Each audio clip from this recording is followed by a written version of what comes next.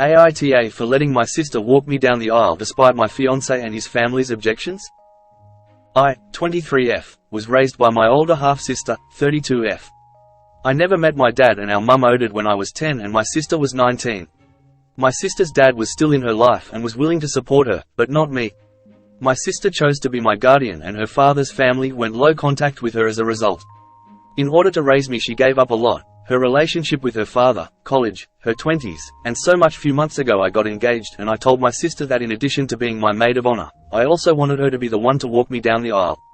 All my life she's had to fulfill so many roles for me, big sister, mother, father, friend, that it only felt right that those multiple roles be honored on one of the biggest days of my life. My sister was ecstatic and so was I. But when I brought it up with my fiancé, his future in-laws are very traditional and my fiancé had always expected that his wedding would be a very traditional white wedding. He said that it was great that my sister was my MOH, but that her having two roles wasn't, and that it wasn't appropriate for her to walk me down the aisle since that's usually done by a man.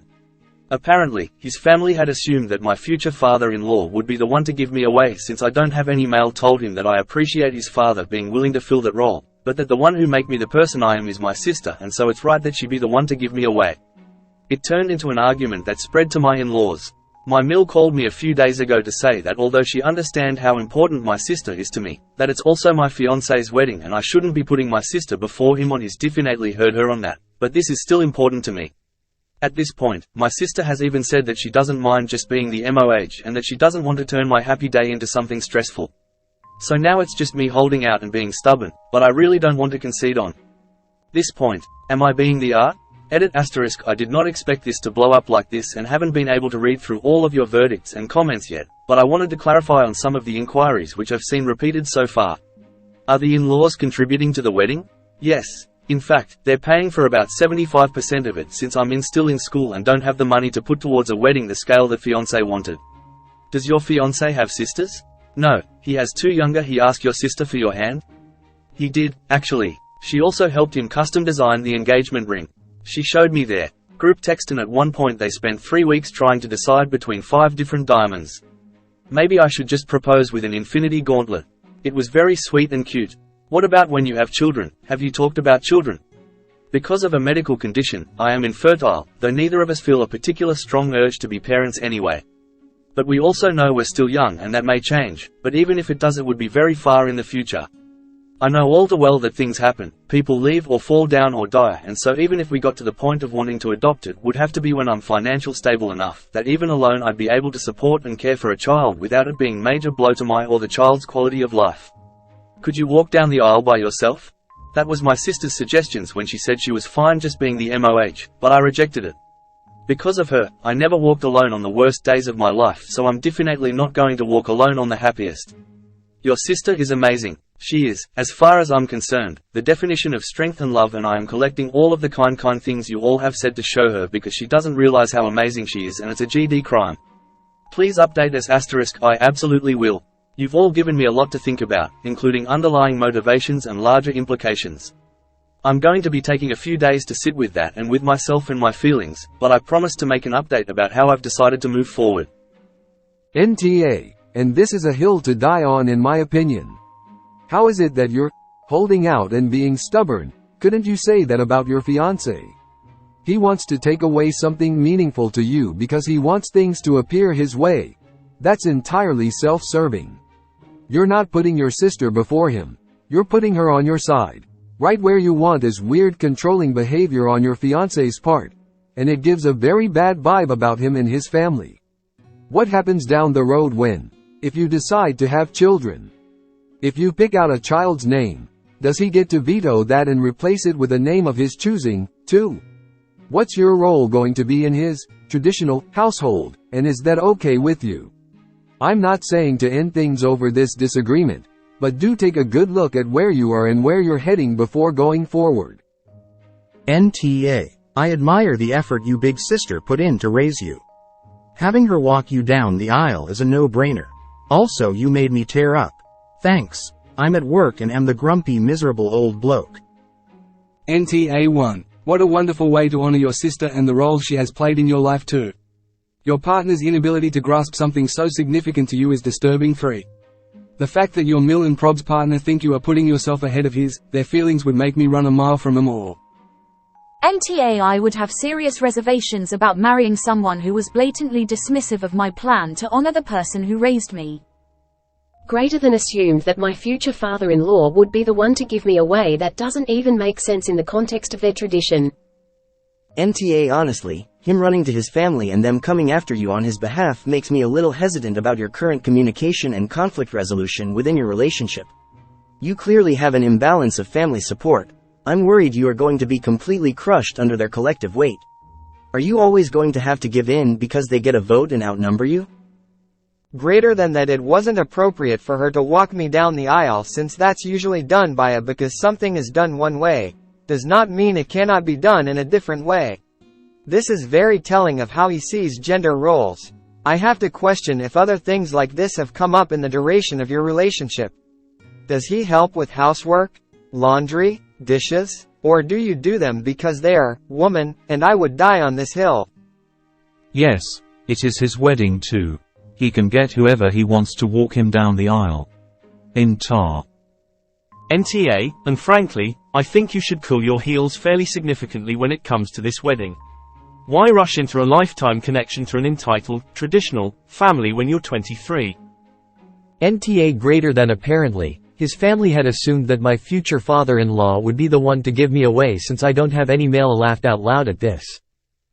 I hate to say it, but you may want to put the wedding on hold, and re-evaluate if this is a family you wish to marry into. The traditional roles could start small, but become something you hate.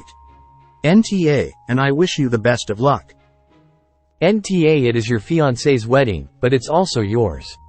Your fiancé can choose who is there, in what roles to support, represent him, and his get to choose who is there, in what roles to support, represent you, and you are being told by your soon-to-be family that a male must give you away, because their idea of traditional gender roles trumps your own family situation, identity.